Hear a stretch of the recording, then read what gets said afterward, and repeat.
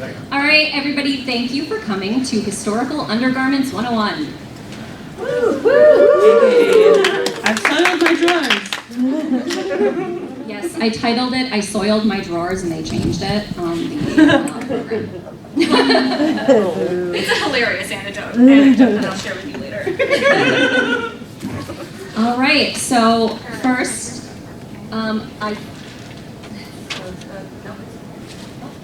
Go ahead. Okay, first I think we should go down our table and everybody say your name and pronouns and introduce what ties you have to historical dress. Who wants to start? Okay. My name's Katie Jacobs. Yes. We're good. You're good. Okay. I couldn't tell. Katie Jacobs, she, her pronouns. I've been doing living history and reenacting for a very long time, over 20 years. I've done theater costuming. I sell a lot of my own stuff. And I just think it's something that's really interesting. And I'm part of the Living History Society of Minnesota, which other people on the panel up here are part of as well. And we focus mainly on sort of mid-19th century civilian stuff with that group. I'm Stephanie. Is this I talk about it. I'm Stephanie, she, her. I cosplay, and so my cosplays are loose historical accuracy, as we are going to talk about. But I spent many years working as a curatorial associate for the Minnesota Historical Society, where my focus was digitizing objects, and I spent a lot of time working with our textile conservator to dress and digitize the fashion and costume collection. So that's more what I'm bringing to the table. I'm Allie. I have a degree in costume design, and I currently work for the Minnesota Opera in their costume shop. And my pronouns are she, her. I'm Leah, pronouns she, her. I've been doing historical reenactment for about 4 years now, and just generally a very big fan of history. I spend much of my free time watching documentaries and researching history for fun. Yeah. My name is Kara Knight, pronouns she, her. I work for the Minnesota Historical Society as a teacher educator. I do curriculum development at the Historical Society, and before that I was a high school history teacher. And I'm also a member of the Living History Society of Minnesota and do historical reenactment with Leah and Lee. Yes. All right. So where do we want to start, guys? I wanted to start by kind of addressing this, like doing a little bit of vocabulary because I'm a teacher. So let's make sure we have a grounding in the vocabulary that we're using to talk about historical dress and historical accuracy in particular, right? We often hear about like, oh, is this historically accurate? Is it not historically accurate? There's like a whole genre of YouTube videos talking about like, is this historical drama's costumes accurate? And I think it's important and helpful to define what we mean when we say historically accurate, right? Before Bridgerton. We'll get there. So when we talk about historical, when we talk about history, we're talking about what we can know about history. And what we know about history is based on primary sources or evidence, right? We cannot know entirely what, we can't have perfect historical accuracy because we can't know everything, right? And there's a lot of resources and materials that are no longer available that would have been available in the time periods that we're researching. So we're doing our best based on the available evidence to convey and discuss what was accurate and what was not. So I brought a bunch of texts and some secondary sources as well and as we talk and discuss things, you know, Stephanie has a lot of great experience with the primary sources, so we want to make sure that as we're discussing historical costuming, we're talking about accuracy, we want to talk about the cost, like the primary sources that back that up. Like, how do we know what we're saying is true? Basically, don't police historical accuracy. Right, because it's a spectrum, right? It's a spectrum, right? There's like as close as we possibly can get based on the evidence, and maybe we have like a custom fabric that was printed based on an original, you know, like, and then so there's a whole spectrum, right? And there's different people are willing to engage at different levels of that spectrum. So, okay. Who has the notes? I do. Well, what am I sharing? Okay. Okay. So spectrum of accuracy, done. We are talking now about myths or time periods that we're covering. Oh yes. Yep. Approximately. Approximately. This is very, very like loose and vague because there's a lot of information. We do out not there. have time to cover the entire history of undergarments. It's so much. So I think roughly what we're going to be covering is early 1800s to the early 1900s, right? Mm-hmm. Yeah. Yes, and specifically like 19th century Western women's fashion, which is where we feel we have the strongest background. But all the resources and like things we're giving you to research more, you'll be able to use those to find just about anything. All right, guys. What are some myths about historical underwear that we want to discuss? Can I talk about the chemise, please? Yes. Oh, we can start from the bottom, yeah. Okay, I'll You wanna model talk about it the for drawers? you. I'll model it for everybody. So Yeah. we'll start chemise. Okay, This we'll start with is the a chemise. mid-19th Yes. century chemise.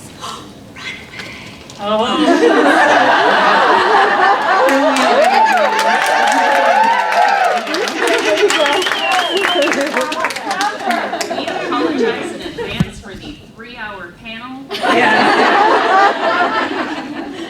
So chemise, you know, typically, especially in the mid-1800s, was made of cotton, white cotton. Or linen. Or linen, yep. White cotton or linen, very breathable, lightweight fabrics, so that, you know, when you're on a hot day, it absorbs all your sweat, you're not dying of heat stroke, etc., etc. We do not wear corsets and stays on our bare skin. No, don't do that. No. Myth number 1, Bridgerton. And every other historical drama out there. Yes, a lot Yes. of that. A lot of the media will depict corsets as a bare skin costume. Oh, sorry. I love this microphone. It's my... Closer to you so you don't have to like... Yeah. Yes. A lot of media will depict it because it looks sexy. Yeah, they want that sex appeal. But the chemise is a very, very important piece of undergarments because it protects your skin from your corset, protects your skin from a lot of stuff, really. Even like, you know. It's easier to wash. It's so much easier to wash. It, you know, ladies throughout history, if they were able to, would have multiple chemises. Obviously, working class women were not able to have very many pieces of clothes because you had to purchase the fabric, make it yourself, and, you know, if you're working class and you have 6 Or children, buy it secondhand. yeah, you have 6 children, you don't have time to make 10 chemises. You're Right. just like, whatever. But I feel like if you have 6 children, being able to wash 10 chemises would be better than trying to wash your entire wardrobe. Yes, absolutely. So- Yeah. The chemise is important for keeping your clothes clean. Yes, it's going to protect your corset and your outer clothes from your oily skins, oils, Sweat. your sweat.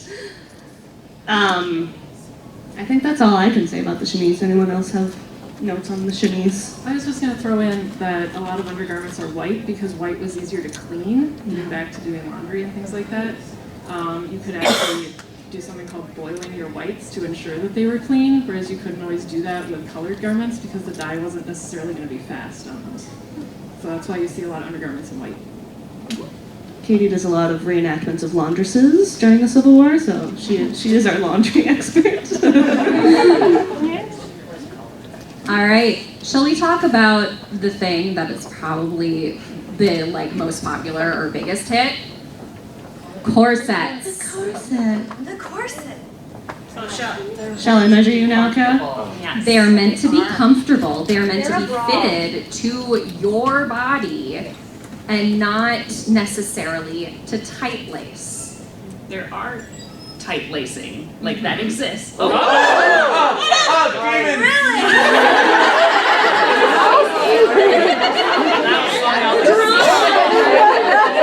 I just walk through and you can kind of take a look and see what it looks like on the inside and outside? This is a right side up. And so, yes. What is it made out of? Kara is holding a typical 1860s fashion corset. It was designed mostly to cinch in the waist, as was the fashion. They wanted that hourglass shape. So it's a mid-bust corset. And it has a, it's small, like you can see, it's very short. It's focused on your waistline. It's not focused on the entire torso. So one of the biggest myths that everyone knows is that the corset makes you just as itty bitty teeny tiny as possible. And like, again, tight lacing exists, there's a reason for it, but for the most part, the corset smooth. It's like shapewear. So one thing you'll learn if you start looking into this, and that I learned at the museum when I was actually dressing the garments, is corsets do make you narrower side to side, but they make you wider front to back. So like this way, it squeezes it in, but it pushes it, like you are essentially a cylinder. It's not like, all of that, you've got stuff inside you. It has to go somewhere. And so It doesn't disappear. a lot of the garments from these times were built to fit a cylinder shape. And so that's why they look strange if you were to wear them without a corset, because they were sewn to look like that. But so you're not wearing this to get, like when I put on my Nadia outfit, the waistline is the same waistline as my waistline, it's just shaped different. So it's just to smooth things. And even in the period, they would talk about, like they would print diagrams and things about the dangers of tight lacing and like what it does to your rib cage and your guts and all this stuff. And they talked about like how dangerous it was.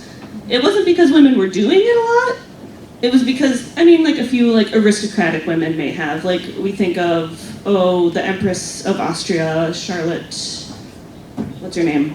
Charlotte, That is her name. Yeah, Charlotte, what's her name?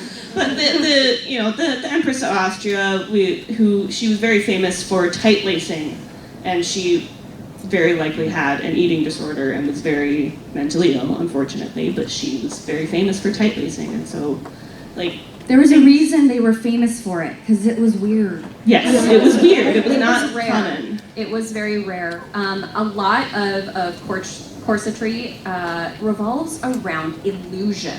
So making your waist smaller by padding out other parts. So I'm wearing more of an Edwardian style corset today from around 1904. And underneath here, which is hidden, is my bum pad. And in here, I got these. And I'm pushing everything up to make this poof up, and therefore this looks just a little bit smaller, But then again, from the front, it's this nice shape. Go to the side, it pushed everything up here. Leah and I had planned to share my waist size with you. Please be Very brave. yes, respectful with this information. So I thought, to demonstrate this, like we can sit and talk about it all day, but we can demonstrate this too. So Leah's going to take my waist, my regular waist. I'm not wearing anything except for bike shorts. That'll make sense later. So she's gonna take my waist. Oops. I haven't done this in a while. Oh, wow. For those of us that are your waist, is that the navel? No, just above the hips. Part of your torso. Yeah, just above the hips. Yep, so my navel is here, in case you're wondering. It's just above the hip, so where like my hip You're meets allowed to my ask ribcage. questions. Can we take pictures? Yeah, go ahead. Yeah, of course. So, Take a picture of me. I'm not so Kara is currently at about 33.5 inches. 34. 34 I'm sucking inches. it. She's sucking it in. So 34 inches before the corset. All right. Cool. So this is my old trusty. I made her over the pandemic. I heard someone earlier ask what they're made out of. Oh yeah, Cotton. cotton twill, like a thick cotton twill. So it's a type of weave. Or Yeah. coutil. Coutil was also very popular. It's fascinating to look, like, if you get the chance to look at corsets from like the 19th century and see how actually thin and lightweight they were. This is a front closing busk. These came into fashion, ladies, 1850s. 50s. That's what I was going to say. Yeah, 1850s. Yeah, around 1850s. And it was a wonderful way to make it easy for you to get dressed by yourself. Although it is certainly possible to get dressed by yourself before, when you had one that was sewn up the front and just laced in the back, right? Yeah, like in the It's 1830s totally they had, if you watch Gentleman Jack, you know, it's just like a piece of wood down the middle. It doesn't open in the front, and all the women would just like pull it over their heads. beautiful fashiony busks. Like Yeah. you could get like a fancy one. You could have your lover engrave something. Tell me when it's straight, you guys. So there should be a gap here to make space for your spine. There should be a gap here. As you can see, I'm not helping her do it because most women One didn't thing, have to. what I do, which I will, disclaimer, I do this. Be careful.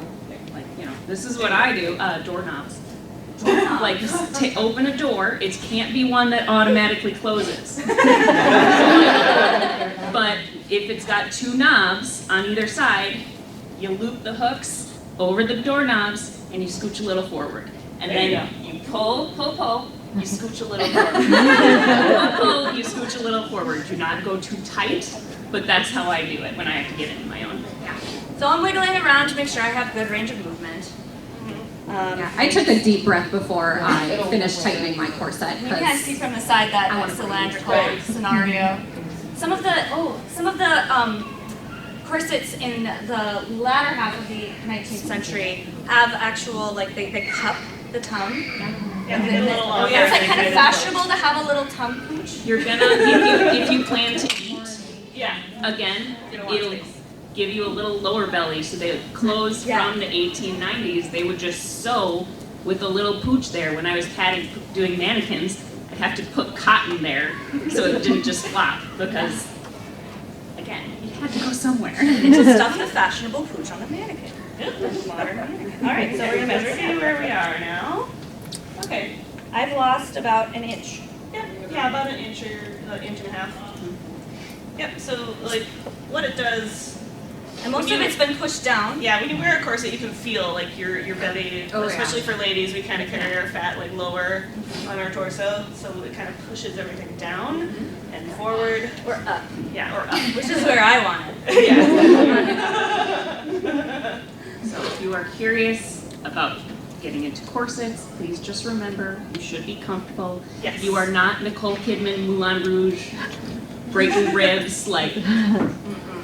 Nor are you Scarlett O'Hara. Does this tell us more about the modern movie age than it tells us about any, like, does that tell us more about us today, that actresses are getting their ribs broken making movies, than it does about the 19th century? Yeah. I think so. Oh! No. So I had a really interesting, I had a really interesting conversation with somebody online recently who was talking about the corset as a mechanism of patriarchal oppression, right? And I feel, and that makes sense because, like, think about third wave feminism in the 1970s, women burning bras, like, okay, undergarments and shapewear as a tool of patriarchal oppression, right? But I believe that historical interpretation tells us a lot more about third wave feminism in the 1970s than it does about women in the 19th century. Yeah. Yes. The bra burning didn't happen. There was that movie It was a Oh, movie. snap. Right, and that's the thing, right? Like a symbolic kind of like thing that people talk about, right? Like there was a woman in the 1840s named Amelia Bloomer who like was trying to bring pants in for ladies, and they looked like kind of like That's where we get bloomers from. like big, full, like bloomers. They were bloomers. They were Yeah. called bloomers because Amelia Bloomer put them into fashion. Most women did not wear these, and they received so much crap for wearing them to the point where they were like, okay, whatever, I give up. Amelia Bloomer stopped wearing them eventually because she's just like, I've had enough. Right? When we look at historical sources in newspapers, especially like accounts in newspapers, sometimes it's hard to tell the satire from the like how people actually feel. All right? And there's a lot of satire of mostly men making fun of how women dress throughout the 19th century. I mean, I think during COVID, that one illustration of the lady with the big, giant hoop skirt was making the rounds on the internet, and everyone was like, We can use this to social distance. yeah. This is what it looked like. I'm like, that's a satirical illustration of what Kara just described, of men making fun of women's dress and being like, oh, like, big, ridiculous hoop skirts and stupid corsets and... Man, if we have time, which we won't, but we're going to circle back at the end and I'm going to talk about hat pins, but that has nothing to do. But anyway, for my impromptu hat pin panel, it will be happening for 5 minutes immediately after this. I also brought this book called The American Woman's Home, or Domestic Science by Catherine Beecher and Harriet Beecher Stowe. They may be familiar to you because Catherine Beecher was famous for talking about domestic economy and was an early feminist. Like early suffrage, like, I don't know that she was into suffrage though. But, and then Harriet Beecher Stowe is her sister, and she was the author of Uncle Tom's Cabin. So, they put out this book, where is it? 1869. And they have a segment talking about how to dress your young girls and talking about how, you know, when your children are younger or when your girls are younger, you know, don't worry about lacing them in. It talks about don't lace them in too tight, like, you know, avoid corsets as long as you can as they grow. Like, you know, I think sometimes we have this sense that people in the past were somehow less intelligent than us. Barbaric. And Right, because of corsetry this notion of historical progress, right? We've made progress, but I believe that looking back in history is much like looking at the practices of a different culture, right? It was a different culture that we're looking at, and we don't have all the materials and evidence to truly understand what that meant or how that felt for everybody. So it's interesting to see the ways that folks are talking about corsetry in 1869, women talking to women in a book about women, for women, by women, women, right? About their daughters and how are we raising our daughters, and how are they talking about corsetry in that context. It's just really interesting. I think, Allie, and like Little Women, there's a commentary on, the mother is making a comment on corsetry for her girls and how her choices on That it. was only in the 1990s film Oh, version. that was Susan Sarandon. It was a 90s thing. The anti-corset 90s fad. Yeah. Yeah, so that was the But 90s where everybody everybody not in the book. Everybody was skeletally thin. Surely. Oh my Of God. course, it's are evil, but also we have to look like you weigh nothing. Oh my god. Speaking of media, hey guys, sorry, that's okay. Speaking of media, let's talk about some of our favorite depictions of getting dressed in film and or TV. Either you love it or you hate it. So, who wants to go first? Anybody have one? I love dangerous liaisons. Opening when Glenn Close is getting sewn into her clothes, like it's French. Ew. Someone tell me the time period. I had it. Thank you. Yeah. No, you're good. I had it and then it just was gone because people are looking at me. But you would be sewn into your clothes. Like, I loved that depiction because when I saw it, at least, it was the first time I'd seen someone getting sewn into their clothes. But like, that's how it would do if you were the absolute top of the, Especially for the French. but I love that depiction. I was gonna say, sticking with the 1700s, the Duchess, if anyone remembers that. Yes. Keira Knightley, our patron saint of historical costuming. Yeah. I really love the show Gentleman Jack. There's not a ton of like getting dressed scenes, but that opening title sequence when they show her stays and she's inserting that busk into the stay, and I'm like, oh, look, 1830 stays, everyone! They did it right! And just the headwear in that show. Like everybody has a hat or bonnet of some kind, and I'm like, thank you, yes. Cover your head. You can see who is who, even when they're wearing a hat or a bonnet. Rain. Oh, is it my turn? Yeah. Did you want to talk about? Oh yes, I really liked Emma 2020, mostly because instead of doing a getting dressed segment with a man, or with a woman, they do it with a man, and it made me just extremely delighted, because I'm a huge romance novel fan. I love historical romance, and I'm like on a tirade, I think, most of the time. I'm like, please just give them accurate underwear, it'll be great, please, I promise, right? Because like, in the 18th century and early 19th century, men's fashion is all about the leg, the turn of a shapely calf, a tight riding breech, and the fact that they depict Johnny Flynn getting dressed and his man helping him, and he doesn't have any drawers on. There's no like shirtless portion. It's all about the legs. And there's just like gratuitous man thigh and I was here for it. It's truly a beautiful thing. Yep. I recently watched the film on Netflix, Enola Holmes. Yeah. And, there's a getting dressed kind of scene, and it's like her first time wearing a corset. Yes. What an anti-feminist thing to do. And I both love and hate it because they had her get dressed and she's complaining about her corset. Ugh, I can't think women wear this. But then later it legit saves her life because of the steel boning in the corset, and she avoids getting stabbed.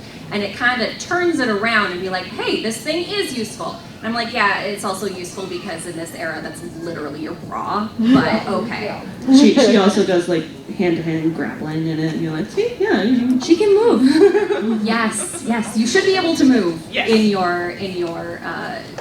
your corsets. if you can't breathe or eat or move, it's done wrong or it's too small. It's too tight. It's not supposed to be the size of an orange? No. Most of the, yes. Yeah, there's a quick dressing scene in Pirates of the Caribbean behind the partition when Keira Knightley is getting laced into her corset to wear the new Paris fashion, and she says, apparently they never learned to breathe. Yeah. This is tightly singing 18th century stays. I'm like, 18th century, yes. Yes, and then there's, even in the Queen Charlotte Bridgerton film, the series just recently, she has a whole diatribe about her corsets going to stab her to death, which makes no sense. because they didn't use steel boning at that period. No, she's talking about whale boning. She's Oh, she talking is? about whale boning. Oh. Yeah. But it still makes no sense. Baleen is it was very flexible, like it was very small. It's more flexible than steel boning is. So if you're doing costuming in the early 19th century before steel boning is really introduced, going with a plastic is about as close as you're gonna get, right? Some companies call it synthetic steel boning or synthetic boning for whale bone. Yeah, it's like a kind of a thermoplastic. Yeah, it's just plastic boning, but they call it synthetic whale bone. Yeah. But you can press it and shape it because it will learn your shape. Like it responds to heat. Like We'll get to this a little more when we talk about like adapting, but this here, this is all industrial strength zip ties. use what you got. Yeah, you know what? You get the big ones, but Right, and that sliding scale of historical accuracy. Right? Like, what are you committed to from a perspective of like, as a maker? What are you committed to in terms of what you're willing to spend and what you're willing to put into it, but also what are you hoping to achieve, right? Like if you're trying to create a costume in order to educate people like we do with our historical reenactment group, like we need to be committed to documenting and doing, creating our clothes in a way that is as accurate as we possibly can based on the limited resources that we have, right? It's all like economics. Opportunity cost. I talk social stuff. And that kind of segues into what is, oh, there's somebody with a question. I was just going to ask you to touch on classism and the historical appreciation and representation. I know class, what was better quality survived longer, but also just in general, Yes. the preferences. Stephanie, do you want to talk about like collection bias? Sure. I was just going to say, and including size bias. Yes. Yes. Yes. So, working at the museum, you know, I'm working with the actual garments themselves. I've dressed, I think the oldest that I dressed was early 18th. So the Minnesota Historical Society obviously focused on Minnesota history with always the lens of the things donated and accepted over time, you know, where they came from. There's frankly a lot of rich white people represented. So as always, I like to give that caveat that there's always more to learn, but that's specifically kind of what they had, and they're working on it, but everybody needs to. Anyway, so the oldest things that I'd worked with was probably an early 1860s ball gown, which was in excellent shape because it was only worn once, which frankly was not always common. A lot of garments would be repurposed, including wedding dresses. So I saw so many clothes that were not their original shape. They were modified to fit the fashion of the time, like bustles were swooped back, or, you know, changed. It would be minute, or the button all the way up the front from the 1860s was turned into an open front for the 1870s. You know, stuff was expensive and you couldn't just get a new dress each season. Your wedding dress wasn't a white dress that you wore once, it was a beautiful color that fit you real well that then you would adapt into a nice day dress, you know. So there were all sorts of things that you'd see that were then adapted. But the things that were in the best condition were worn the least because, you know, so if someone got pregnant and their body shape changed, their garment couldn't necessarily be resized or adapted, or if someone died, you know, things like that. But like, think about your closets at home. If someone was going through your closet and was like, I'm going to donate the nicest thing to a museum, raise your hand if the nicest thing in your closet is the thing you bought one time because you thought it looked cool but then never wore because you were a little self-conscious to wear it, and so now it's perfect. Like, frankly, that happened then too, where it's like you would adapt if you could, but sometimes it's just like, I'm just gonna hang on to this. Shoes especially.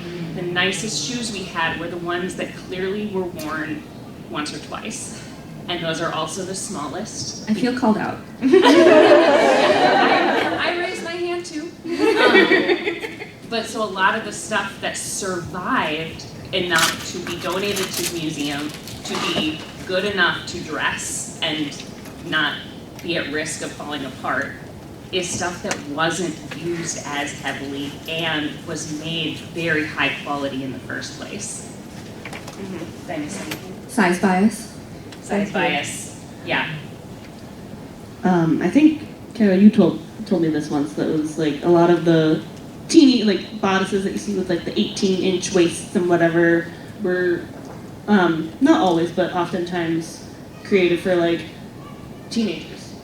And so, you know, like obviously, like, These are not fully grown women wearing yeah, these like these are not fully grown women wearing these dresses. They survived because they were only worn while it fit the person, and when they got older, they got bigger and they didn't wear it anymore, and Right. it survived because of that. And a lot of small clothing survives by virtue of the fact that you can't remake it because there's not enough fabric to remake it into something else. So we have a size bias in our fabric collections, because in our textile collections, because there is it's more likely that a smaller dress is going to survive than a larger dress, because that larger dress can be remade, as Stephanie mentioned, into different fashions and repurposed in multiple different ways.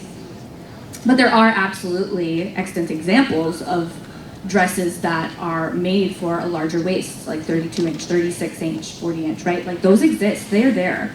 But they, again, you know, like we also have a bias in what we choose to digitize. We have a bias in what we choose to perceive as art or representative of art. A lot of fashion has been preserved because it has been collected as art, right? So there's a huge textile collection at MoMA. What does that stand for? I don't know. The New York Metropolitan Museum of Art. No, not MoMA. Metropolitan Museum of Art in New York has a huge textile collection that they've digitized a lot of it, and a lot of costumers will go there and look at those photographs as primary sources for the stuff that they create, right? Understand that that collection represents a particular collecting priority of artwork, of high fashion, of you know, the kinds of things that everyday people didn't get to wear. Rich white women? Yep. Mostly. It's true. I think one of our members of the Living History Society of Minnesota has a beautiful collection of like photographs of Minnesota women. I don't know if they're all Minnesota women that Betsy has, but a lot of them are. But you look at them and I'm like, oh my gosh, look at a normal-sized human. Oh my God, they're beautiful. All varying sizes if you can look through photographs, because you know, some of the photographs that have survived depict men and women of all shapes and sizes. And all classes as well. Yeah. So yeah, because the museum dresses and stuff tends to be the nicer stuff, but photography documents everybody. So it's a wonderful, wonderful source. Now, do we as interpreters, living history, cosplayers, have a responsibility with our historical accuracy? I feel like I do. I have an opinion about this. I'm also maybe I can't speak to Katie, but I have like a crippling obsession with trying to make things as accurately as possible, to the point where like I can't finish anything. Because I'm like, I don't have linen thread. I need to get a treadle machine. I'm not that bad. I'm getting a treadle machine. I personally feel like I am responsible, because as a living history reenactor, I am, like, the goal is to educate. You know, like, so I'm trying to educate people on how a regular person, middle class Minnesota woman would have dressed in the 1860s, and so I feel like, okay, like I have to try and make sure that it is as accurate as I can possibly get. I'm not quite as stingy as Kara is with it, but well, I also really want to share my sources. Like, I think Yes, it's important that we yeah. share our sources, because different people will have different sources that they are pulling from. And, you know, we've made a lot of claims here that aren't we're not necessarily like citing our sources. And I would love, you know, to share some of these resources that we brought here with you. Please come and look at our places where books. you can find your sources too, right? We can all be historians and interpret history, right? But understanding that we all have our own biases, you know? So I struggle all the time with this concept of like, I'm gonna make it as accurate as possible, but I can't be accurate. But I can make it as accurate as possible, but it's never gonna be perfect. Right, yeah. I fall into the trap of like, pretty dresses, I want to make a pretty dress. I'm like, oh wait, no. A woman of my social class and would not have like 10 pretty dresses. She may have one that she wears rarely. I come from a theater background, so while for some of my personal clothes that I interpret, I try to aim for mostly historically accurate, but as someone who dresses for the stage a lot, there are definitely shortcuts that we use for theater costumes. I mean, if somebody needs to get in and out of a costume in 30 seconds, then you need zippers and Velcro. But we aim for accurate silhouettes when we do period shows. I think you can, sorry, I didn't mean to cut you off. I think you can say the same for like movies and TV. Yeah, a lot of Ish. movies and TV do that, but Yeah, right, like movies and TV are art. They're art. yes. And they're made to be entertaining, right? But they perpetuate a lot of these myths that we all carry. You know, most of us aren't getting, you know, misinformation from like a historian who wrote a nonfiction book about historical underwear and had a bad bias or something. You know, like we're getting it from Netflix. We're getting it from Keira Knightley. Yeah, okay, well, watch. No, we love her, we stand. So I, as a cosplayer, don't owe you anything. I'm sorry. It's early and I've had a lot of coffee. But, so I approach it at I'm gonna figure out what works best for me, because I am looking for something that I am going to be wearing around a convention for X amount of hours. So the outside of my dress, which I'll be putting on after this, is more accurate to the TV show that I am representing, which I'm Nadja from What We Do in the Shadows, so it's like 1890s dress, but for the undergarments, like this is bed sheets and zip ties. My garment is 1890s. The corset that I am wearing, which was I think Simplicity pattern, it's like a 1905 design because that's more comfortable for me personally. Wow. Yeah. But for me personally to wear for a long period of time is this style of corset. And you know, it's obviously the shape is different, but I look for more what I can do for periods of time that, yes, will look as accurate as I feel comfortable looking, but I'm not like pink bed sheets and basically scrap fabric. I realized I needed a bustle cage, so it was, well, what fabric do I have left over? You know, bum pads. Scrap fabric is an excellent way to use up all your scrap fabric is to make a bum pad. So but That's actually historic. yeah. Oh, It sure is. Oh, see? You use every piece. Apparently I am historically. But yeah, so I'm the opposite end of the spectrum, and frankly, that I feel is really important, is to do what you feel comfortable with. And if you feel comfortable with hardcore, as historically accurate as possible, that's Am I great. comfortable? I don't know. And if you don't, that is also okay. Yeah, I feel like I kind of fall in the middle coming from the historical costuming and theater backgrounds. I can kind of lean into sort of whichever one I need to at the moment.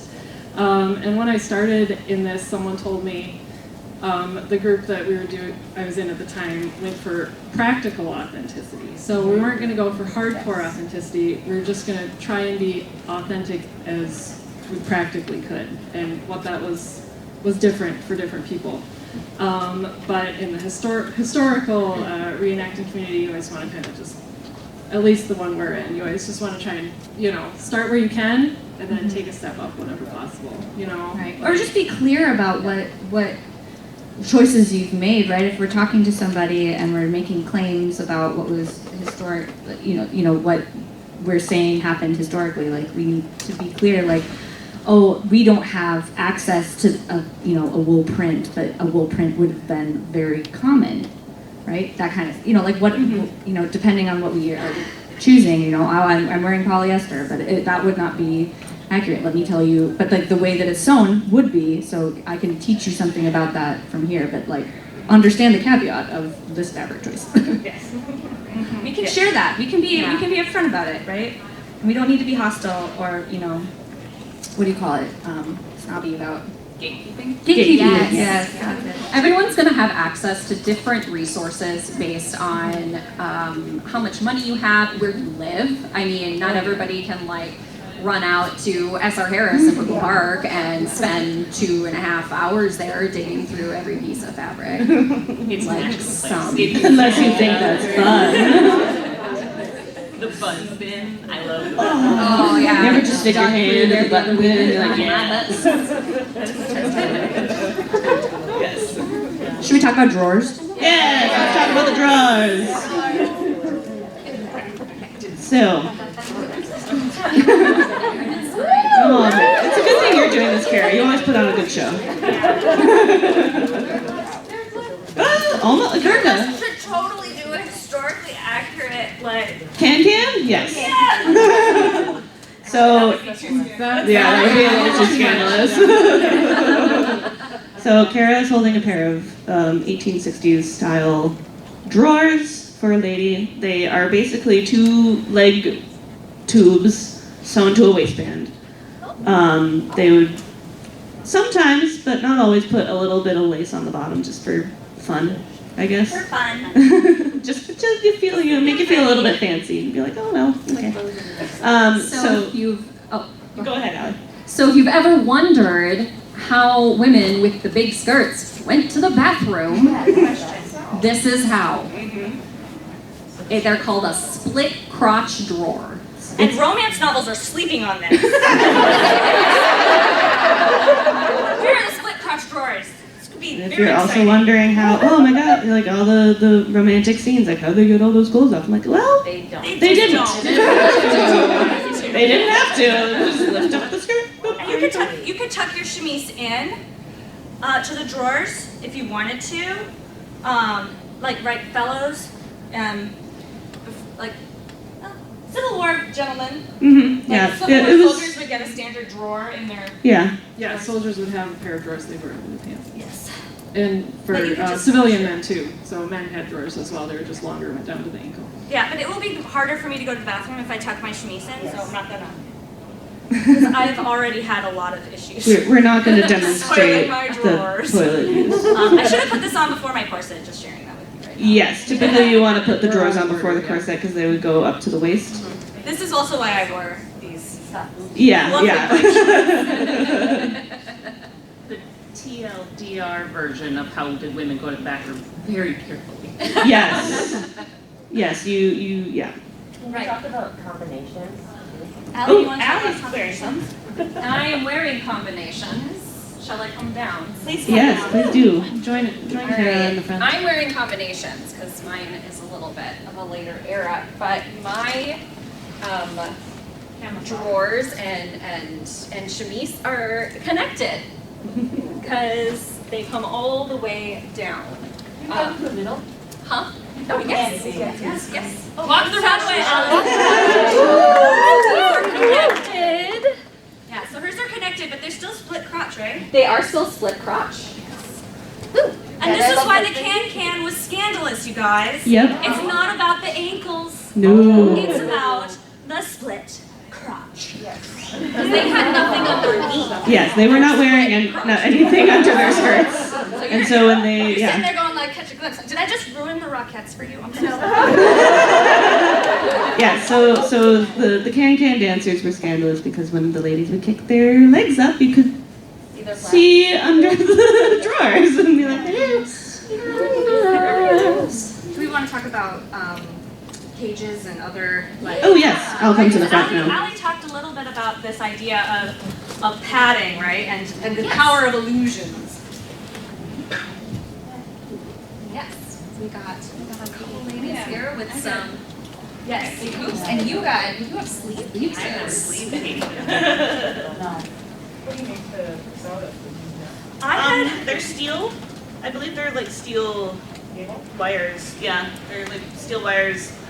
What's the company we got this from, Kara? They're from Those the needle and Gettysburg. thread ones.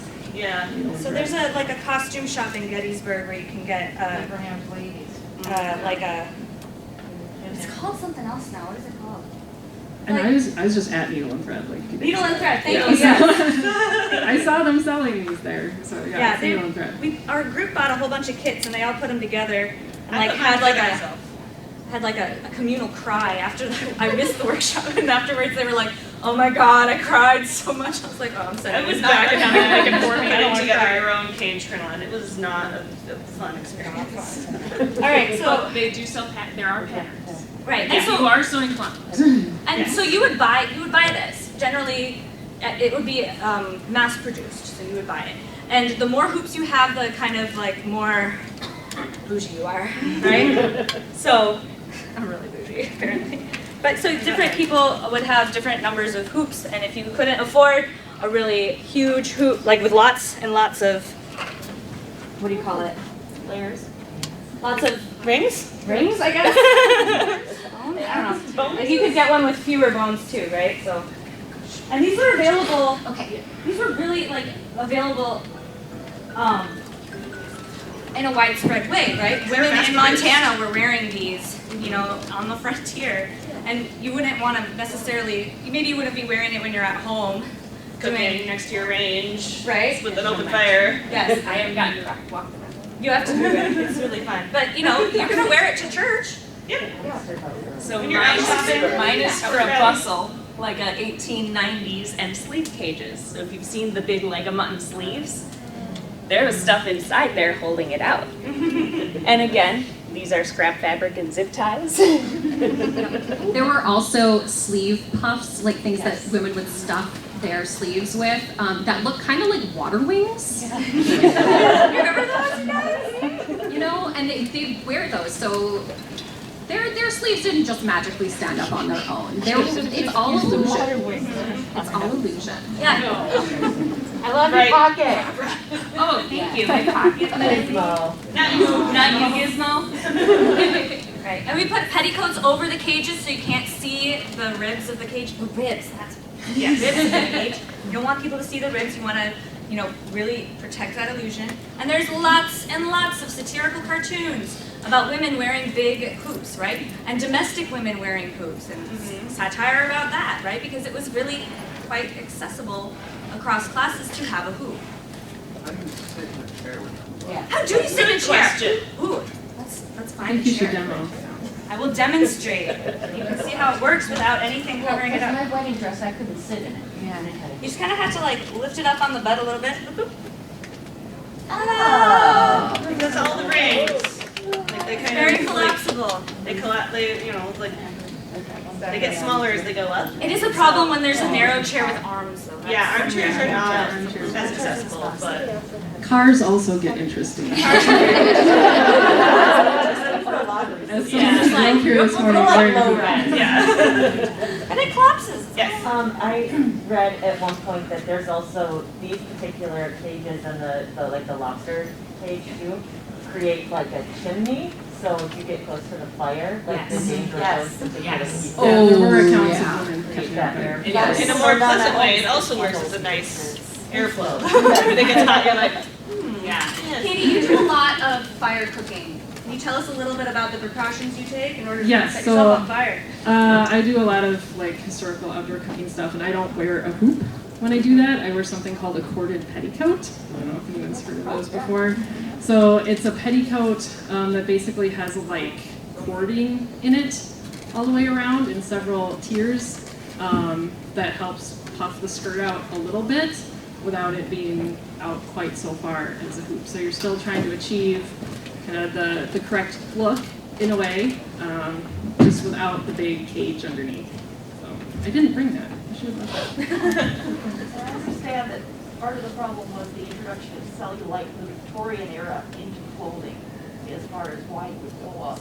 Well, also wool is, you know, or the type of material the dress Yeah. itself was made out of was not helping. But yeah, there's so many things that. Yeah, natural fibers go up big time. Like things like polyester, they self-extinguish because they're plastic based. But yeah, natural fibers.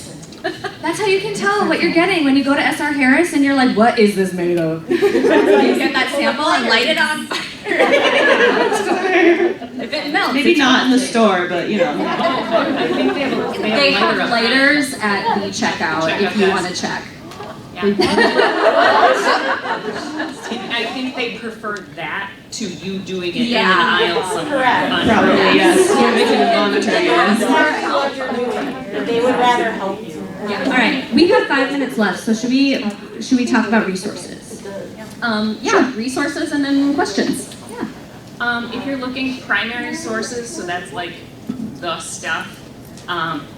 a lot of museums are working now to digitize their collections. I know the Minnesota Historical Society, because I was doing that.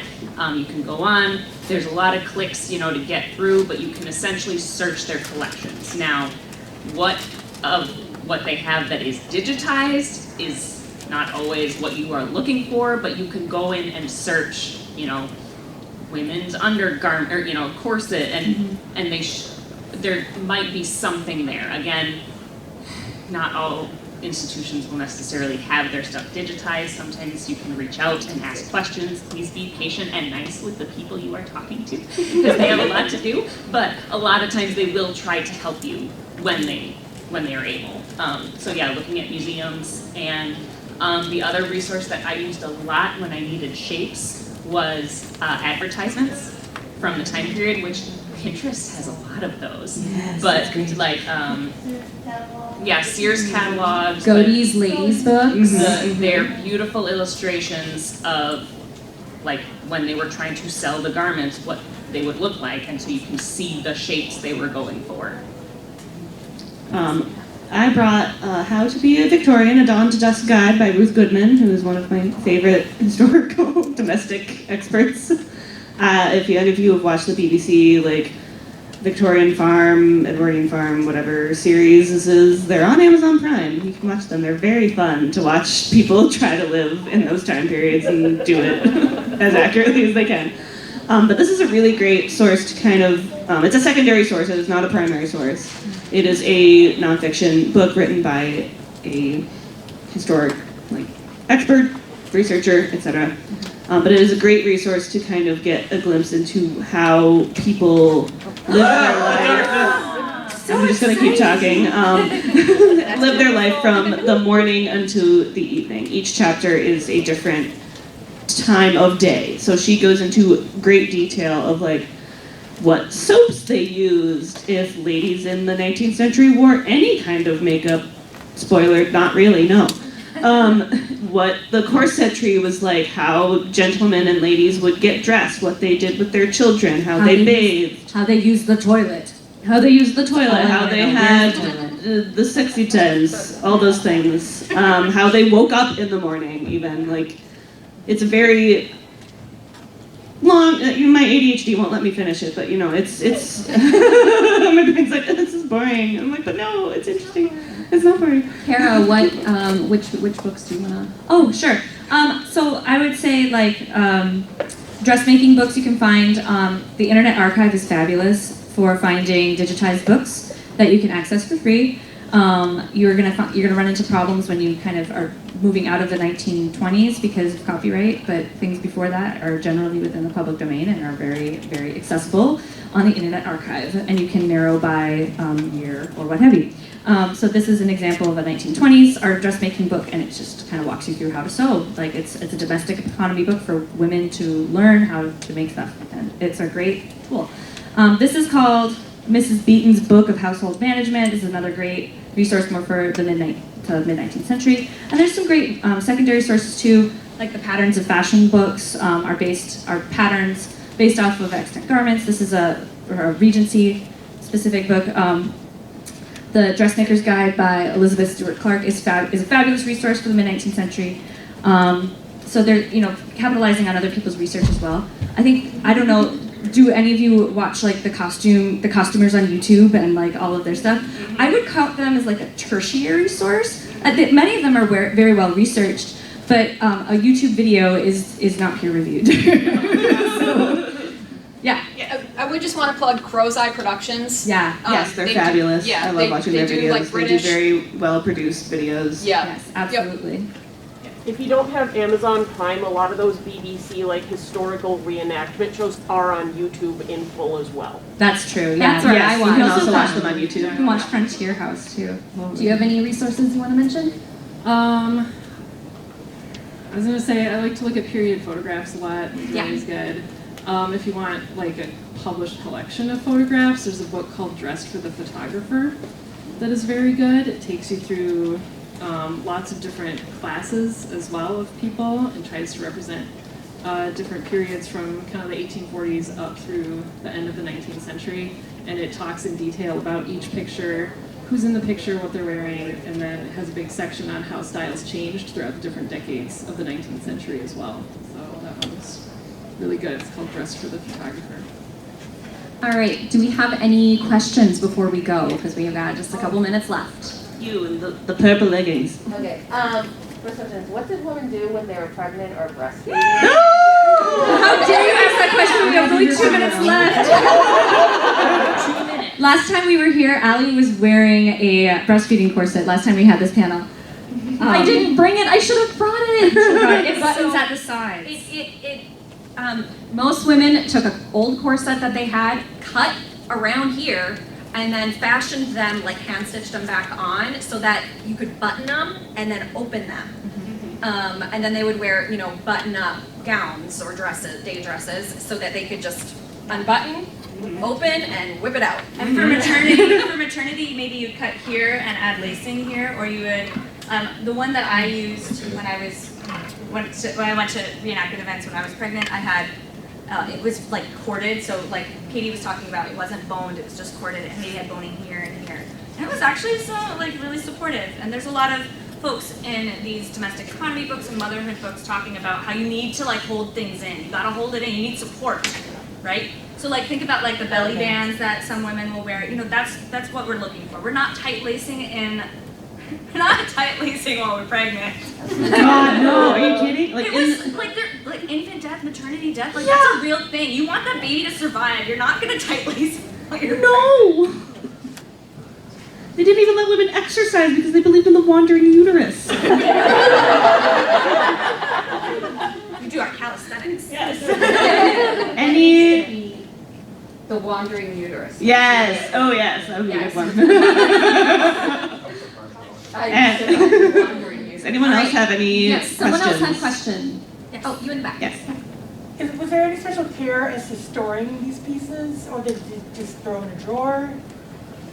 So I started a small collection of actual historical garments, and I got special museum boxes with acid-free paper, and so I store them appropriately. But my own costumes are, you know, they're modern fabrics, and you know, I'll sew cotton pieces to be laundered. But things like corsets, I just have like my closet, and sometimes I have a box that I put all my corsets in. Do you mean historically how they would store them? Yeah. Like in the period? At the time, it was pretty much. You threw it in a drawer or a closet, and you're just like, hung it. Or in a trunk. Yeah. Mm-hmm. Cedar chests can keep the moths out of your wool. Yeah. Any other questions? Probably take one more. Right. Oh, yes. right. Blue. Oh, we got 2. No, we're done. Okay. Oh, Yeah, go ahead. What is one thing you've made that present day you would say that's not historically accurate, but you still love and you don't want to get rid of? I'm pretty sure I made like a vaguely Victorian witch costume for Halloween one year, and I adore it, but it is not accurate. It's definitely not made from like historical like silks or anything. It's just like some black fabric that I got at S.R. Harris or Joann's or something, and I was like, this is pretty. Yeah. I bought fabric to do a historically accurate Cinderella. Do you remember? I don't know if anybody remembers. There's like an art series. It was so cute, and I was gonna make that costume, and then I joined the Living History Society, and I was like, and I bought all the fabric, and I was like, oh, never mind. So I still have all of the synthetic fabric I was gonna use for that costume, and I never used it, just sitting around. Yeah, I made costumes from Hocus Pocus, but I did full undergarments for the characters as well, and they're all polyester and, you know, definitely use just Joann's patterns, and but dressing up as Mary Sanderson has been my favorite costume forever. I don't have any pictures of it, but I made a blue gown a la Keira Knightley in the King Arthur movie. Oh, yes. Yeah. In terms of not accurate, but like I love it. When I was first starting the historic site, I was volunteering at the winter program, so I made a wool dress, and it was just kind of an oldie-timey look. It doesn't really fit the period at all. I don't really wear it anymore, but I've hung on to it because I'm like, I'll remake it into something else. Because I want to save the wool. Yeah. Exactly. We're making it more period accurate at some point. So, yeah. Thank you all for coming to our Yes, panel. thank I really you. appreciate it.